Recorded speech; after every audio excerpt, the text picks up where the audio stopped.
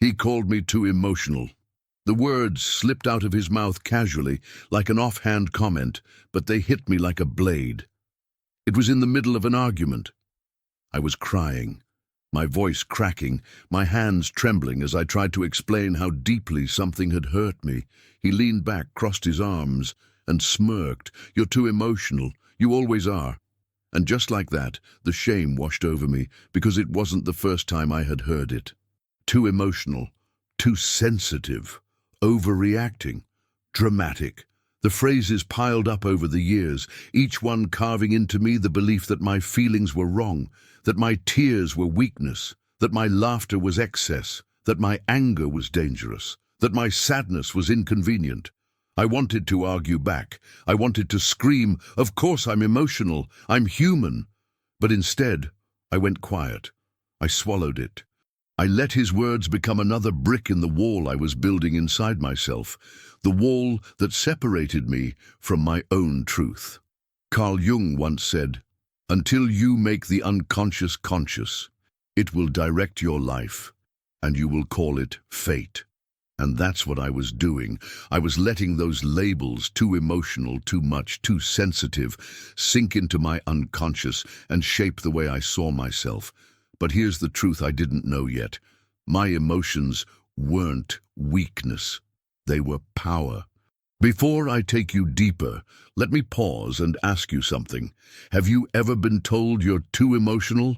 Has anyone ever made you feel like the way you express yourself is too much? If you have, tell me in the comments.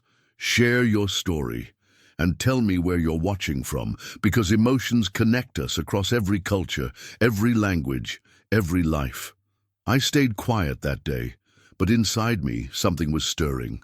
Because even though his words hurt, a part of me wondered, what if he was wrong? What if being emotional wasn't my flaw, but my strength? For years I carried shame for feeling too deeply. In classrooms, I was the student who cried when a story moved me. At work, I was the colleague who took criticism personally, even when others brushed it off. In love, I was the partner who felt the weight of every silence, every shift in tone, every unspoken word. And each time, someone would roll their eyes, laugh, or sigh, "You're too emotional." So I tried to fix it. I learned how to hold tears back in my throat until they burned. I taught myself to smile when I wanted to scream.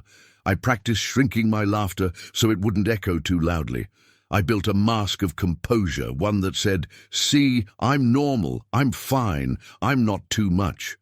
But here's the thing about repression. It doesn't erase your emotions. It only buries them. And buried emotions don't die. They wait, they grow in the dark, they find ways to leak out, through anxiety, through exhaustion, through a constant sense of being unfulfilled.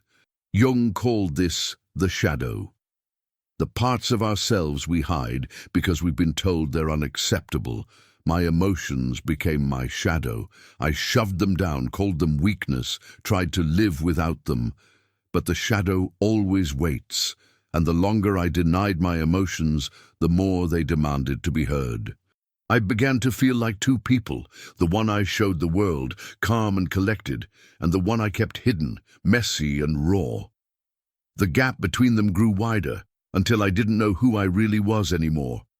The breaking point came when someone I loved most looked at me in one of my most vulnerable moments and said, "You're too emotional." It was meant to silence me. And for a moment it worked. But what he didn't know was that those words planted a seed. Because instead of just feeling shame, this time I also felt something else, fire. And that fire whispered, what if your emotions are not your weakness? What if they are your power? The first wound of being told I was too much started long before him. I remember being a child, crying when my toy broke. The tears were hot, honest, uncontrollable, and instead of comfort I heard, "Stop crying. It's not a big deal." I remember laughing too loudly in class, my joy spilling out bigger than the room could hold, and the teacher frowning, "Tone it down." I remember being angry at something unfair, my little fists clenched, my voice shaking, and hearing, "Don't be dramatic." Each phrase was small on its own, but together they stitched a story into me. Your feelings are wrong. Your feelings are too much. Your feelings make people uncomfortable. So I learned early to mistrust myself. I built habits around repression. When sadness came, I stuffed it down with distraction. When anger came, I swallowed it until it turned inward as guilt. When joy came, I clipped its wings so no one would call me loud. And every time I did this, I betrayed myself a little more.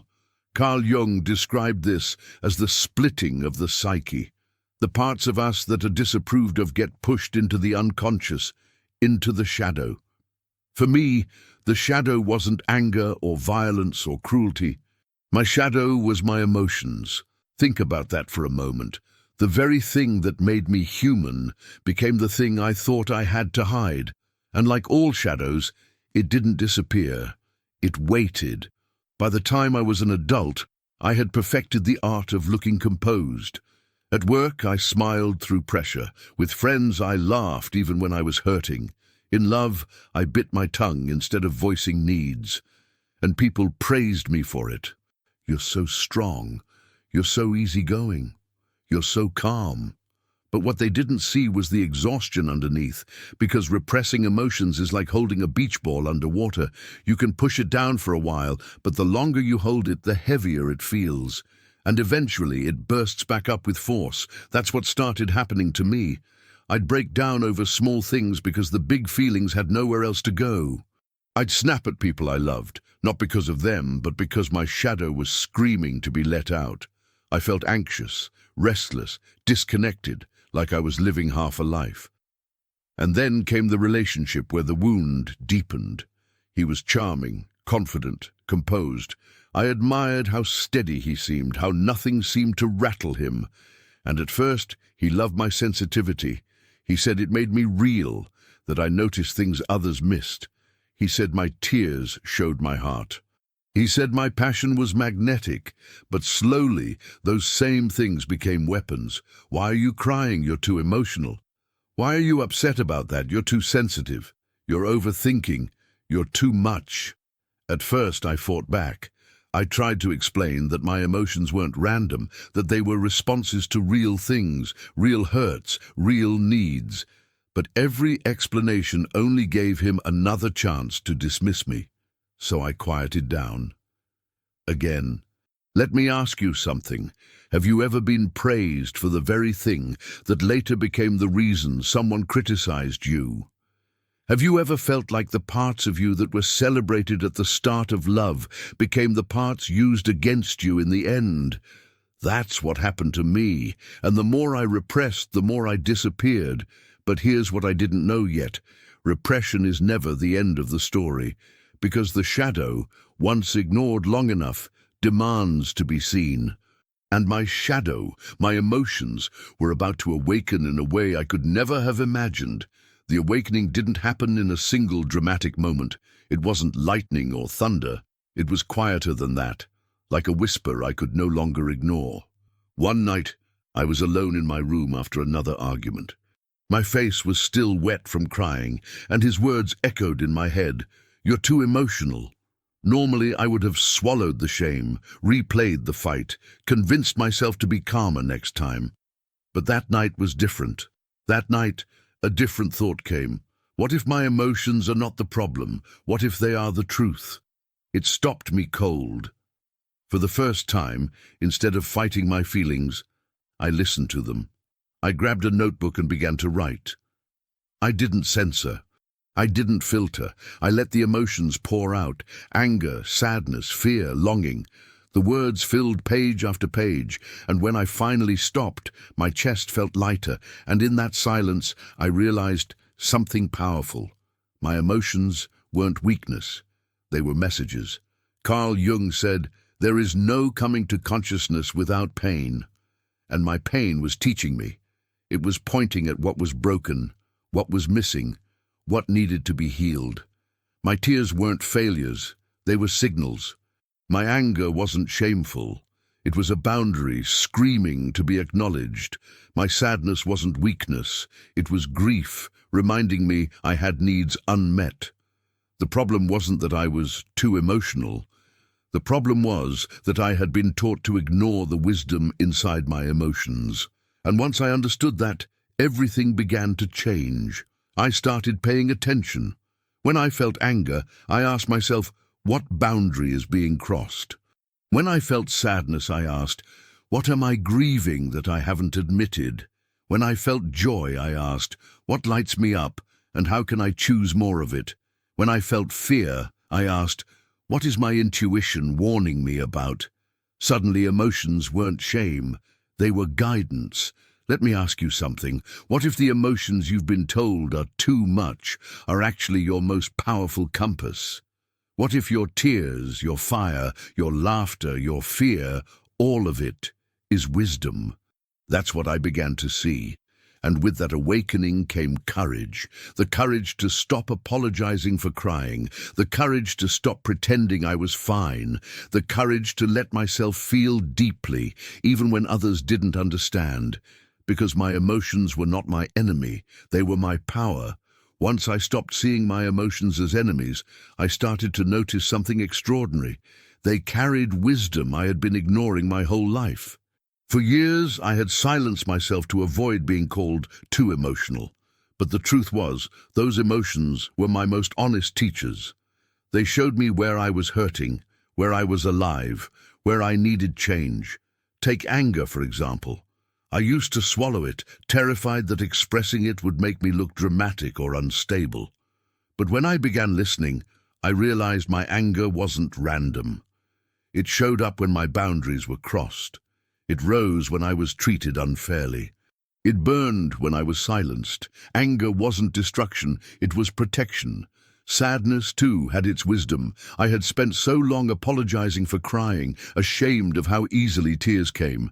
But those tears were signals of what I valued most. They showed me where I longed for connection, where I felt unseen, where something precious was missing.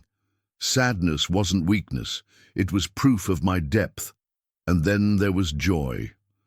For years, I muted it, afraid my laughter was too loud. But joy was fuel. It reminded me of the things that made life worth living.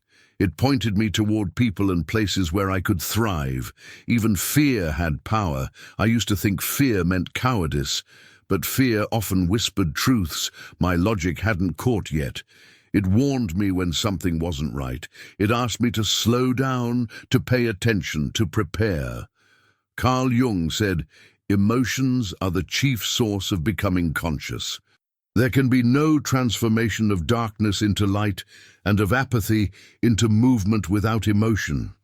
And that became my truth. My emotions weren't flaws to be erased. They were torches in the dark, lighting the way. So I stopped apologizing. When I cried, I let the tears fall without shame. When I laughed, I let it echo without shrinking. When I felt anger, I honored it by saying no where I used to stay silent. When I felt joy, I chased it with both hands open. And do you know what happened? The more I embraced my emotions, the stronger I became. I spoke up in rooms where I once stayed quiet. I set boundaries in relationships where I once dissolved. I trusted my intuition in ways I once ignored. The very thing I had been told was my weakness became the source of my power. Let me ask you, what emotion have you been told is too much? And what would change if you began to see it as wisdom instead of weakness? Because the truth is this, the emotions you've been taught to repress are often the exact ones you need to reclaim, to step into your power. For so long, I believed his words.